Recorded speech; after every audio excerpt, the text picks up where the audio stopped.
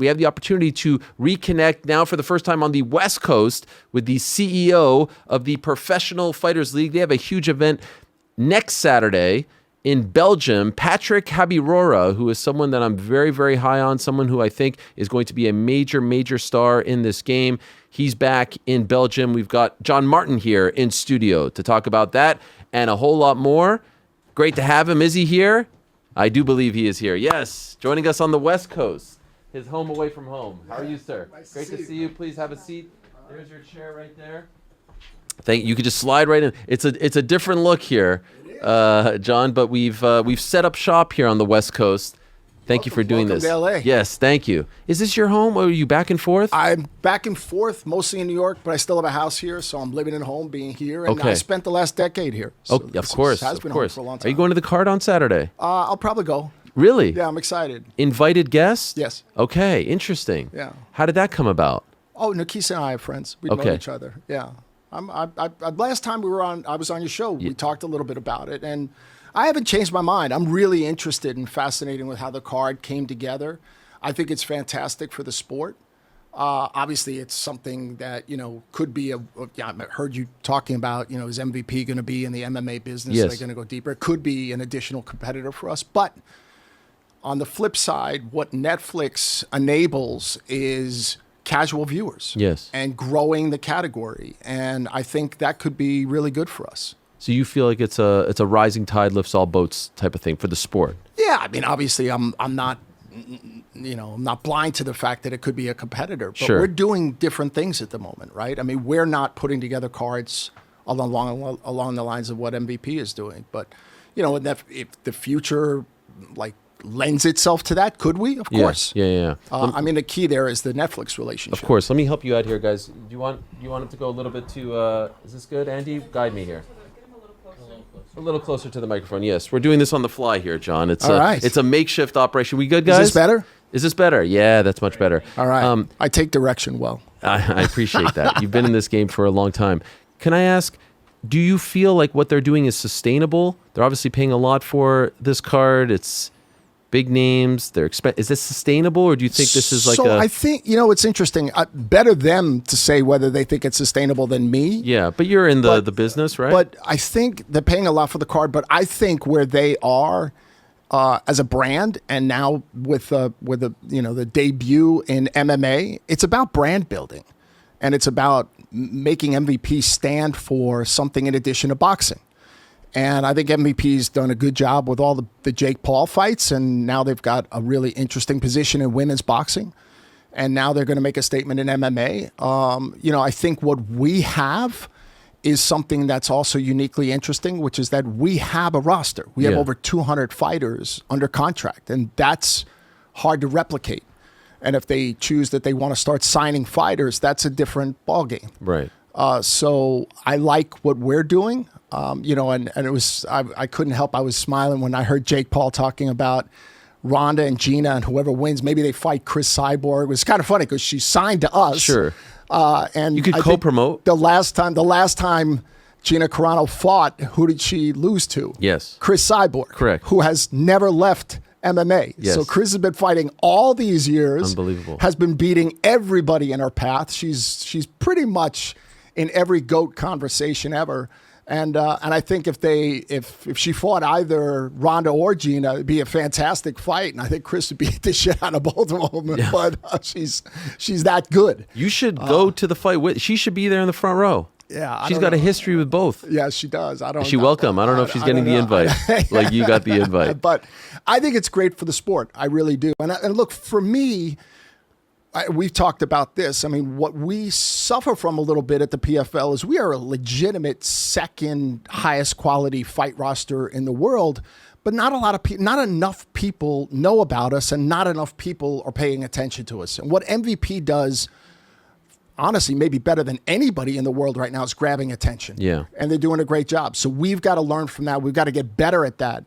Because one of the things I paid a lot of attention to, I know you've been jawing back and forth with Sean Strickland, but Strickland calling out Johnny Eblen as part of his training camp and saying, hey, keep Johnny out of the UFC because here's a guy who could legitimately fight for a title almost immediately. That's how good our roster is. I mean, I would put our middleweight division up against the UFC's today. And I think we've got a deeper and depth that the UFC can't even match. So how do we at the PFL get MMA fans and then casual fans to recognize the quality that we have is the challenge. Okay, so I know you raised it. Can I ask you that question? How do you do it? Well, it's by continuing to put on, again, we changed the strategy. We moved away from the tournament. Yep. So we've now done, so far this year, we've done 3 events outside the U.S. and 3 events inside. Yep. And there's early evidence that the new strategy is working. So if you look outside the U.S., the three fights, our ticket sales are up 17%. Okay. And that includes, we went to Spain. Nobody had ever gone to Spain before. And we went to Belfast when Paul Hughes, who was supposed to be the main event, he dropped out early because of an injury. And we're still up ticket sales 17%. If you look inside the U.S., we sold more tickets for the first 3 events than last year we sold for the first 6. Wow. So, and 99% capacity utilization, meaning that we've sold out the 3. Yep. That to me is evidence that the fans are starting to catch on, and the events, you used to say that PFL feels like a different promotion outside the U.S. than inside. I want to bring that level of energy and excitement into the U.S., and I think that's evidence that it's starting to work. If you look at audience numbers, by the way, ESPN is not doing really anything to promote us. Yes. Disappointing, because I was really hopeful coming into the year that they would really help us. They've done virtually nothing. So against that backdrop, our audience figures year on year is up, even though our lead-in going into our fights is down 50%. So we're bucking a bad lead-in, and we're actually, our average audience is up. And if you look at the top of the card, which is, as I said, we're going to showcase our most elite fighters, our peak viewership is up 37% so far year on year, 3 events. And for the co-main and the main, viewership's up 33%. Now, I would submit those percentages are huge, but the numbers are still too small. Okay. So we've got to continue to build on that and get people to recognize that we actually have really quality fighters. So if you look at this part of our event schedule, we've got Brussels a week from Saturday. Yep, love it. And that we have, a true veteran in Benson Henderson fighting Patrick Harborora. And Patrick is somebody, when I first showed up, people were saying, well, you got to keep an eye on Patrick.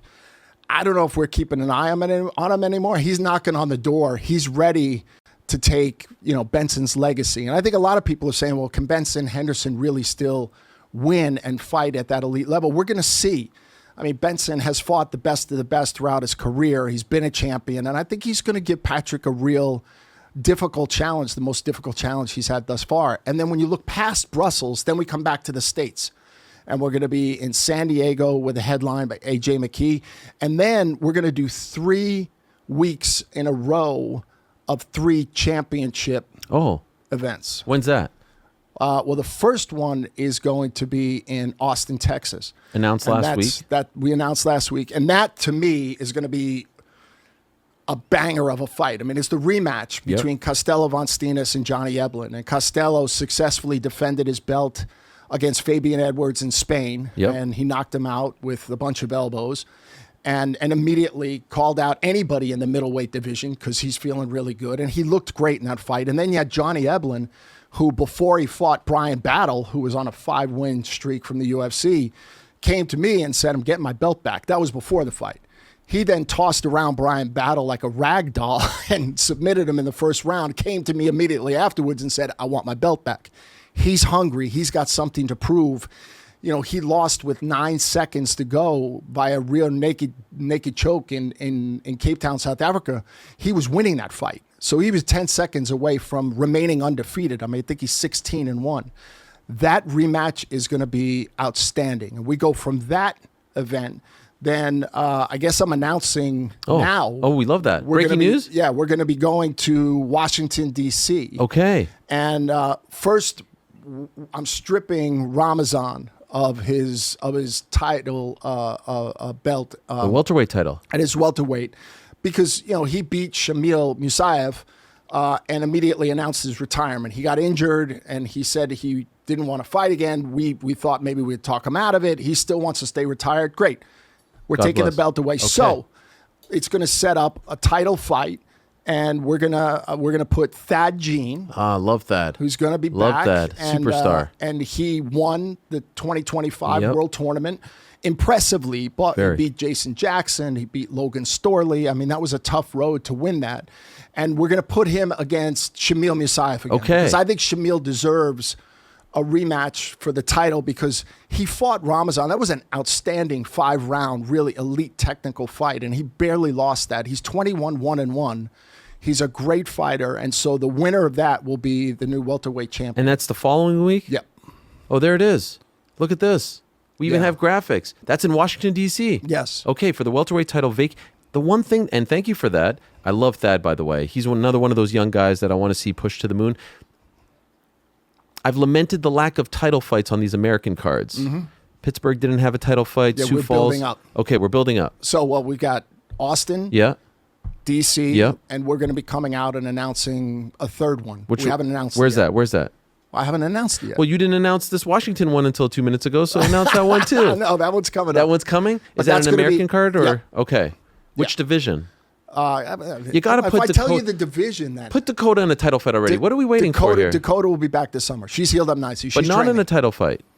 She's like, I'm not announcing it yet. okay, all right. I will think tell she you, should be fighting for a belt. Well, if you look at that division, though, the 125-pound division, so there's Dakota. Yeah. And she's 15-0, and Yeah. we're waiting for her to get back. But she's been on a long injury. She's Yeah. been out of the cage since, I guess last time was last summer. So it's Yeah, not South quite a Africa, year. right? South Africa, Yeah. exactly. But if you look at the rest of the division between Liz Carmouche and Araijo and Lipsky and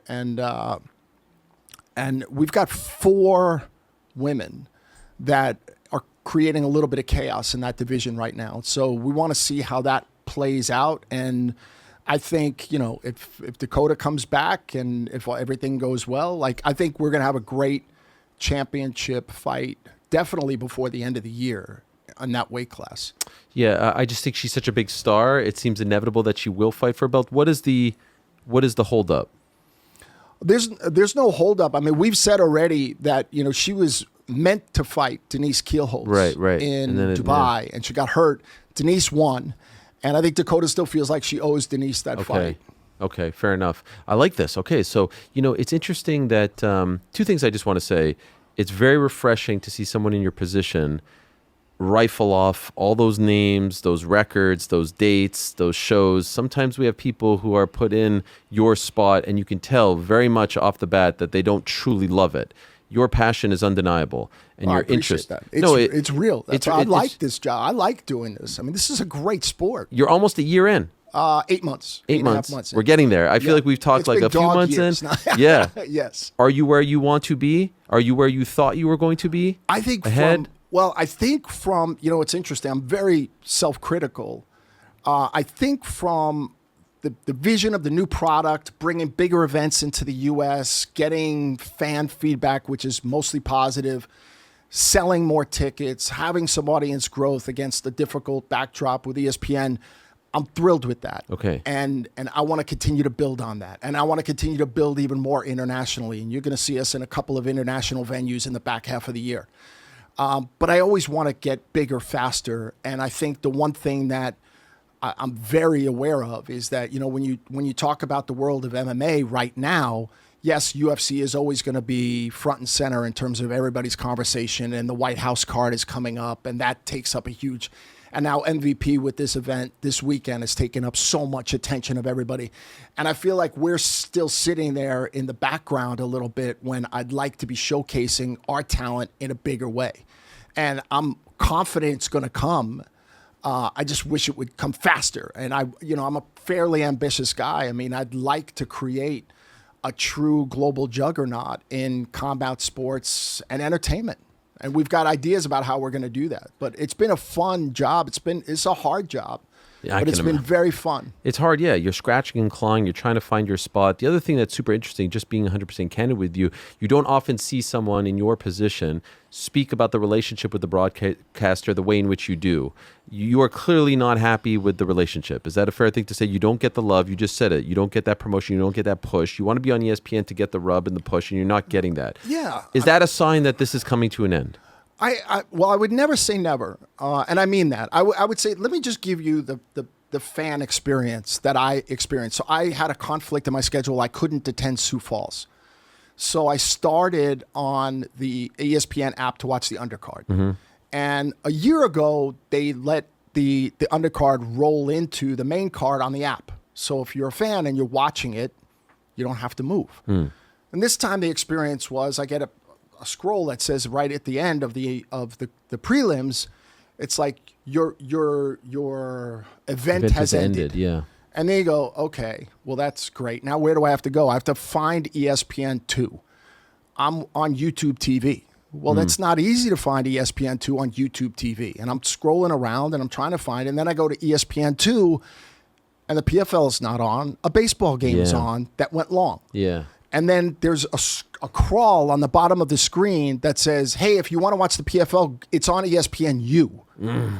Well, good luck to anybody on YouTube TV that can find ESPNU, because I'm about the most motivated viewer that anybody could. I'm the CEO of the company. Not you. Yes. I couldn't find it. Wow. So then by the time ESPN2 joined the program, I missed half of the main card, and it's beyond frustrating for somebody, admittedly, that I've got a lot invested in making this work. But for your average fan, I think it's a statement of just watching sports in general in this country. It's not specific to MMA or to the PFL.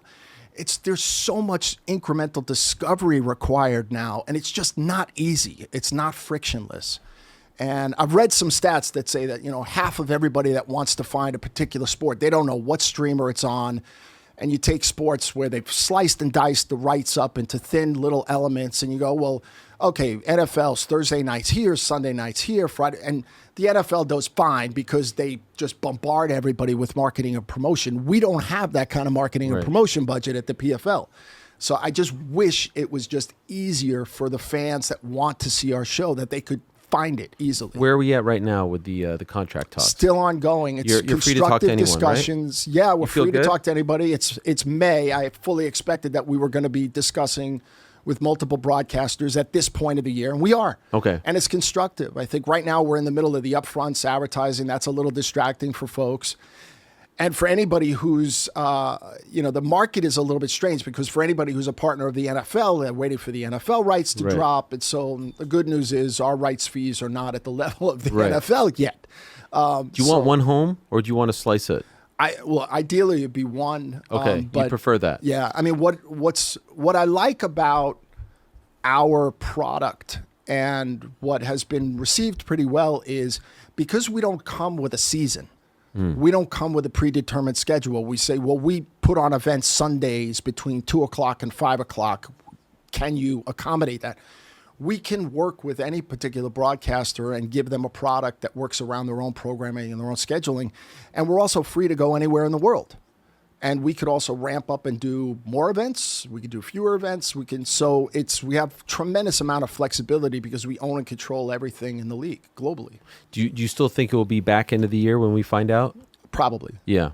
I hope not, but probably. Yeah. These things take long, and there's no reason to finish something now. You're free to talk to everyone. Are you talking to ESPN as well? Are they a part of the conversation? They've been, yeah, and they've asked us. Been is past tense. Well, we had an exclusive period with them. And now you can we're go outside out. of that, so we're out talking to others. But that doesn't mean we don't come back. Got you. Last time we spoke, the internet was crazy afterwards because you talked about the rebranding. Oh yeah, I have nothing more to update on. Nothing? That. Yeah. No. Is it still a possibility? Yeah, we're still thinking that through. And I did report, and I didn't ask you about Bellator coming back. What could you tell us about that? It's one of those that are in consideration, but it's kind of. Did you hear what I said about it? Oh, you didn't like it. I said I thought it was a huge mistake. I did see that, yeah. Do you disagree? Well, we were just about to announce it, and then I read that you were against it, and we pulled it back. So I did you a favor. No, You're welcome. But what was interesting about that And I used to work at a public company, and a lot of times public companies will float an idea to the market. Yes. And they'll look and see what the stock price reaction is, and it'll either give them conviction to go ahead or it'll make them nervous. On this one, it was almost split down the middle with the name Bellator. There were people that was like, this is great. And there were other people be like, Where do you stand? I could see both sides. Okay. I think Bellator is one of those in consideration. We've got some other ideas too, though. And Is there a chance you just stand pat? there's always a chance because if you're going to rebrand, what does that mean? It means it's time and attention and it's money. And you got to be convinced that a rebrand is really, it says something about where you're going. Lots of companies that rebrand do it because they have a big problem. Right. We don't have a big problem. We just want to make sure that the brand is reflective of what we're going to be doing and what we want to do. So it's been a fun exercise. It's evoked a lot of spirited discussion internally, which has been very fun. And we haven't made a decision. And externally. And externally. Did you hire a company to help you with this? No. Just you guys? Yeah. Wow. How many people work at the Do you know PFL? how many times I've done 5 rebrands myself? And Which we've ones? got Time Warner, Cartoon Network, TNT. We've rebranded all of those. Okay. And when you say rebrand, because they still exist as a brand, TNT still exists. What did you mean? Like logo? The direction. Yeah, got you. Okay. The tagline. Yes, yes. TNT went from So one this thing is your that we thing. did. We know drama. Right. TBS, we made It's All About Comedy. Comedy, Cartoon Network, we actually changed the brand image. And So you enjoy this thing? no, I don't say I enjoy it. I mean, You've been there. Yeah, I've been there. And I have people working with me and for me. Sure. Who came from Turner, who have done multiple rebrands. We have a little over 70 people work globally at PFL. By the way, correct me if I don't have the timeline correct, but obviously last week we found out about the passing of Ted Turner. Yes. When you were at Turner, was he still around? Yes, I briefly worked indirectly for Ted. I've spent a ton of time with him. Can I ask you about your experiences with him? He was a one of a kind. Really? I mean, I've been blessed in my career for working for what I would call true entrepreneurs. And when people mention the word Ted Turner, the word that often gets associated with him is maverick. He was. But I worked with a number of Ted Turners, like the people who really, whether stringing cable across America to all of a sudden create the cable industry, and you have John Malone and Chuck Dolan and all the Jerry Levin, all these original entrepreneurs that built the cable infrastructure. And then whether it's having the privilege to have met and spent a little bit of time with Rupert Murdoch, never worked for him, but working with Jeff Bewkes, who redid HBO and completely remade that and rebranded that network to what it was. Ted was extraordinary, though. I mean, he said whatever he felt, never apologized, was one of the biggest risk takers I've ever seen in business, and was usually right. And he had just incredible instincts. And I've also rarely worked with somebody who had so much fun doing what he did. And I try to remind myself of that every now and then, because this business is hard. Yeah. And we're not yet where I want to be at the PFL. So I kind of remind myself every once in a while, like it's got to be fun.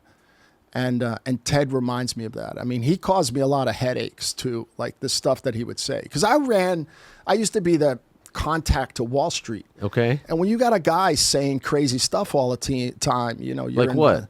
Well, he called, I don't want to, but he once made reference to the 9/11 hijackers and said that in some respects, you got to admire their conviction to die for what they believed in. So he referred to them.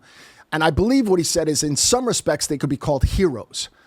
And so that became a headline. Yes. And so all of a sudden, all of our investors were like, we're selling our shares. Yes. And I talked to Ted, and Ted's like, well, what did I do? He goes, all I'm saying is that if they believe that much, I don't agree with what they did. Right. Just, oh my gosh. Yeah. I love your insights because you come from this world that I'm fascinated by. Paramount, WBD, whatever it is called now, or will be them taking over, HBO rolling. How do you think this plays out? Do you think this is good? Netflix in, out, saying thanks but no thanks. How do you think this plays out? Nobody is asking my opinion anymore. I think it's good for Netflix that they didn't get WBD. Why? Well, they got $2.8 billion of a breakup fee Yeah. for doing nothing. Yeah. That's number one. Not bad. And number two, there's an overwhelming amount of the business at WBD that's still linear TV, which is very, very challenged. HBO, great asset. And the streaming service, Warner Brothers, still probably the best big Hollywood studio in the world. But Hollywood is not what it used to be. And AI is going to disrupt the hell out of all the studios. We are at the top of the first inning, to use baseball, of what AI is truly going to do. Is going to gut that whole industry. And That's the industry scary. needs How to long do you think evolve. that takes? Well, we saw it happening on the distribution side. And from the time we started to see it till the time it really took hold, I'd say it was 15, 20 years. I think this will be under 10. Really? Is my guess. So I don't wish badly on them. I think for Paramount, they, a lot of debt and a lot of linear TV. So it'll be interesting. Would you make to that see. deal if you were them? Like, would you go after this? Would I? If you were the Ellisons, if you were in their position right now, would you have done this? I don't want to have that much hubris that I would say I I'm just would or curious I would not have. because it seems like it's a big undertaking. It's an enormous undertaking. Yeah. They have a lot of debt. Yeah. So that can get tricky very, very quickly. I mean, another interesting thing, though, is just to see how quickly and if it passes, right? I mean, because it has to go through government review. And I think a lot of people are just very flippantly saying, well, it's a Trump administration. It's going to be easy. I don't know. We'll see. I mean, let's see what happens in the midterm elections. And if the Dems win back the House and if they win back the Senate, I think it becomes, I think this is a political situation between the two parties in terms of trying to potentially block the deal. So our little deal, when Time Warner sold to AT&T, that took 18 months. That took a long time. I was a witness in the trial. And so this, it's going to be fascinating to see how it plays out. I wish Paramount well. It's a more difficult business today to navigate than when I left in 2018. Do you think that they'll just roll everything into Paramount Plus? Like HBO Max will be gone. I think there'll be one mega. Yeah, go after. That's Netflix? what I would do. That's what I would do if I was them. Listen, this is a business where the best economics accrues to those that have the biggest scale. So why would you keep all of these sub brands if you could consolidate it into just massive scale? And look, I think one of the things we didn't talk about is just why is everybody talking about MVP? Well, I'll tell you, it's one word: Netflix. Of course. And Netflix, as the biggest single global video platform in the world, has enormous power. And that's why when you put on the great events that MVP is putting on, whether it's the Jake Paul boxing or the non-Jake Paul boxing, or now this MMA event, the amount of extra adrenaline that gets pumped into that because of the Netflix relationship it cannot be overlooked. And kudos to MVP, they've delivered for Netflix, and I think it's been a really nice. It's a relationship that I'm a little bit jealous of, to be honest. Are you talking to them? To Netflix? I think I've mentioned on the show we've spoken to them in the past. Okay. And we'll continue to do that. Okay. Ongoing. Yeah, because there's, again, if you look at, we have over 200 fighters that are fighting in the prime of their career. And the Netflix card is a little bit different than that, right? Yeah, of course. It's just a different take on, but by the way, I think it's fascinating that, you see casual fans and fans that remember all these greats and Gina and Ronda. I mean, they were two absolute legends. They still are legends in the sport. And the fact that they can fight after all these years and people are still talking about it and are interested to see what the outcome is, that's something that's interesting about the world of combat sports. You mentioned AI. Just curious, Dana White got some flack for using AI. He pushed back. Just watch the fights. What is your take on using AI for promotional work and all the stuff that they're doing? I could see both sides of the argument. I'm more in favor of, growing up in the media and entertainment business, technology always wins in the end.